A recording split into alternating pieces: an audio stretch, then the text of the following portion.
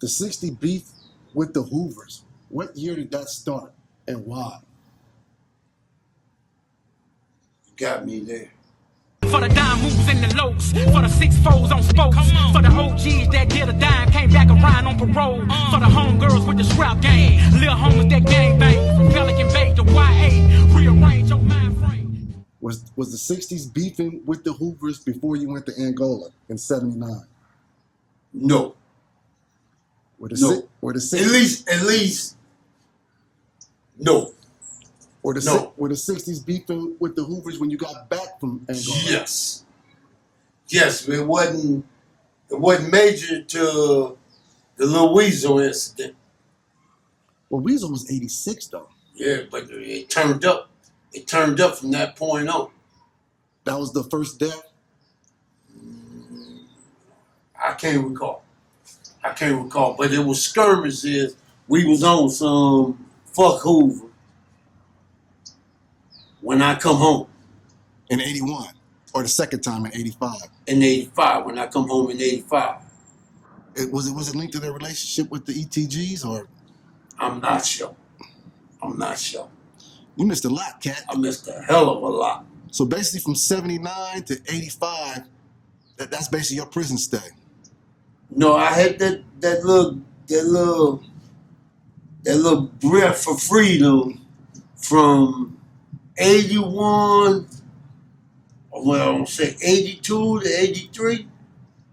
I made parole, came here, I caught a murder robbery, and dismissed by the judge, and Angola violated me and took me back. So let me ask you something. When you came back in 85, you landed on top of the hill at Mom's house, right? Yes. Was this area sectioned off as the Overhills back then? Yes. It already had its name. It already had its name. Before you left what they call this area, did it have a section off name? Well, we were always in the 70s known as the Overhills. Really? Yeah. But it wasn't a name that was embraced. It was times me and Miles was on Arlington. Here come them Overhill kids. Here come them rich kids. Back in 74, 75, they were saying that? 75, 76.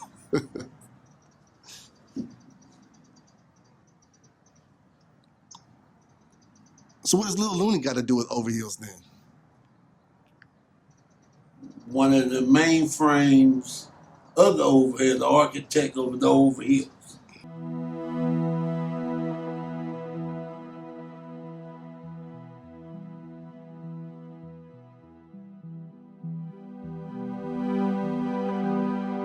They say before Overhills was back hood.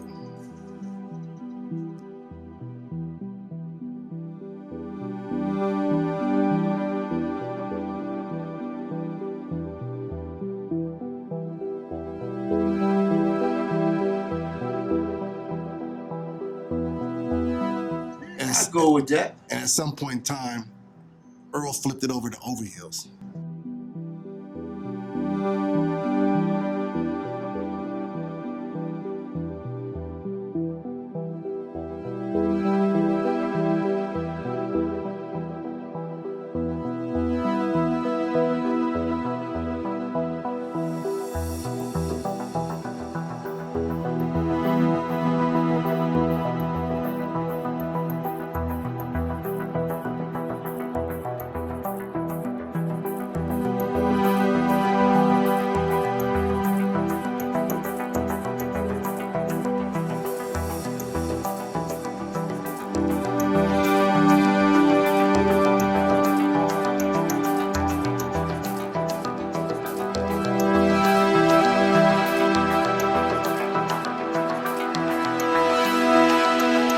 Your recollection? I mean the I got that when I came home, like, what's the Overhill? How we get the Overhill from back hood? The sectioning off of Front Hood, Avenues, BGs. The Overhills, the Overhills was a more representation of just the back. It had a hell of a name, Overhills.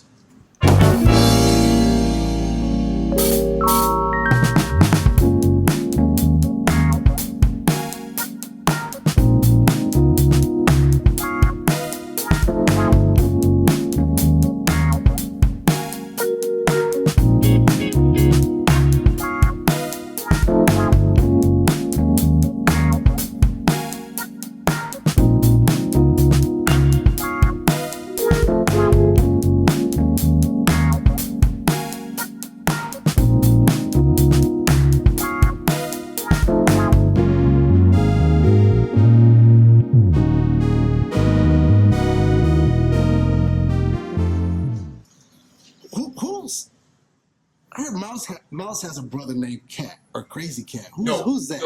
No. He was the first little cat. Oh, he was underneath you. Yeah. And what was Brian? Brian hadn't started banging yet. So when did he take on the name?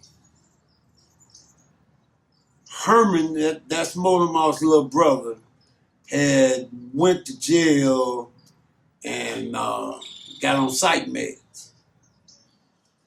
And when he got on psych meds, that took control, and that was the end of him as Lil Cat.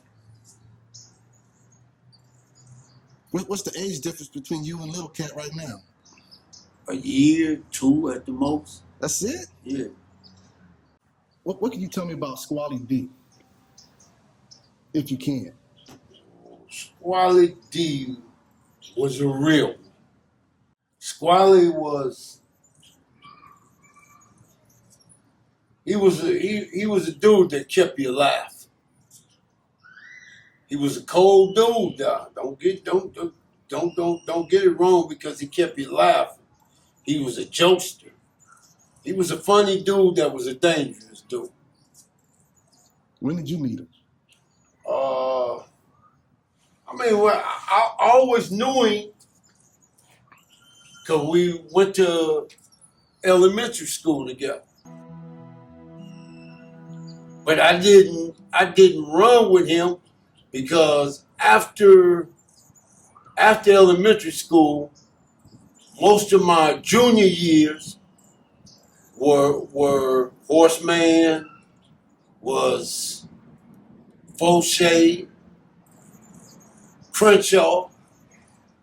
So I done already gravitated to the Arlington dudes.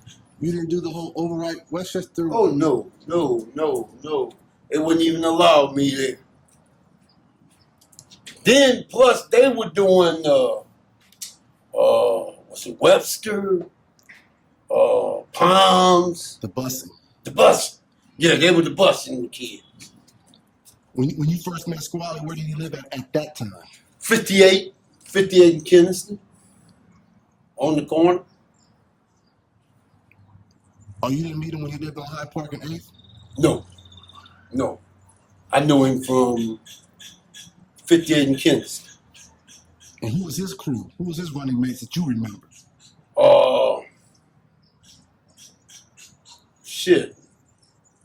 Looney and them uncle, Rodney,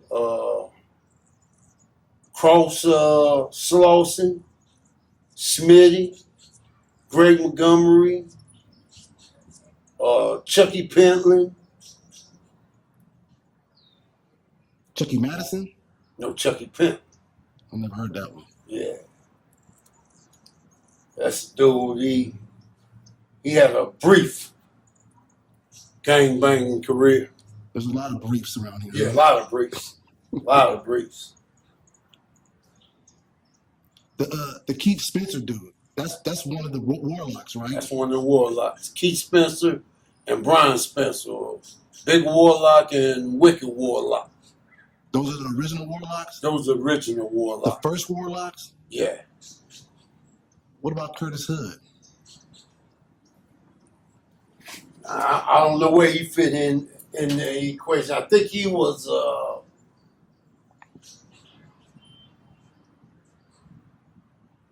want to say he's Little Warlock. James Lacey is Baby Warlock. Gary Patton is Wicked Warlock. I want to say Hood. I think Hood was Little Warlock. Oh, it sounds like these warlocks are not even related. It sounds like there's a whole bunch of different independent warlocks. Yeah, pretty much. Pretty much. The Wicked and the Big Warlock, they were brothers. What happened to them? Shit.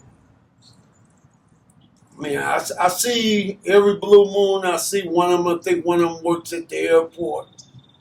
I don't know what happened. They used to live on 62nd and 61st and Wexham. Did they make the transition from Hilltop to 60s? I want to say that they were stuck between Hilltop and West Side. I don't know nothing about them in the 60s. So which warlocks made it to the 60s? The Little Wicked Warlock, Gary Patton, James Lacey, and Hood. Break down the two Billies for me. Oh, Steel Bill and Shitty Smitty? Yeah. Yeah, well, Steel Bill lived next door to the Rodells. He was a Kinston boy. Shitty Smitty lived across Slauson on Rampart. I mean, he's the homie. Both of them the homie, but that's different. One's a Kinston, one's a Rampart. And what happened to the one on Kinston? He got killed back in the late 70s on a robbery. He had went to YA and he was a go-getter. He was with the business. And he did one bid and swore he would never do that bid again.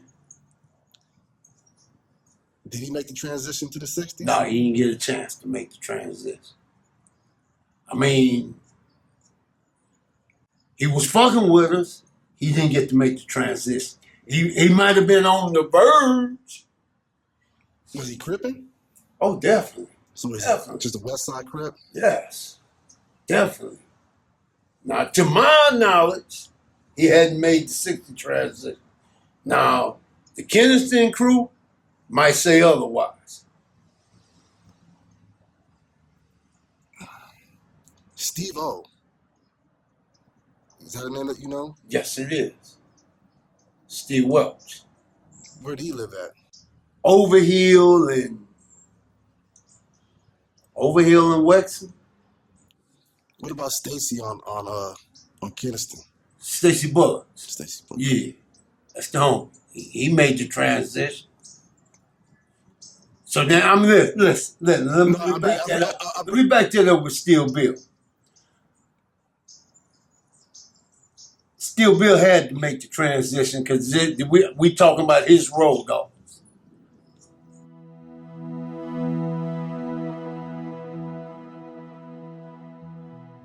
Stacy, that was his road, though. You know, the older Inglewood cats bring up Stacy Bullock's name a lot in their little history stories. Yeah, he was with the business. For some reason, he floated around Inglewood. I don't know what his business was over there. That's a good question.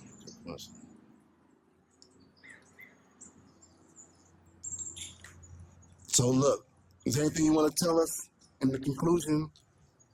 Your opinion, your memory of the... Let me say that for part two. We'll say that for part two? Yeah, we'll say that for part two. No, I was going to ask for the conclusion as far as the war with the ETGs. We'll say that for part two. Okay, we'll say that for part two. Some things don't even need to be presented now. Why? Because it's like a rap song. It's just not ready to come out. It's not ready for right now because it's always relevant. It's just when the time comes.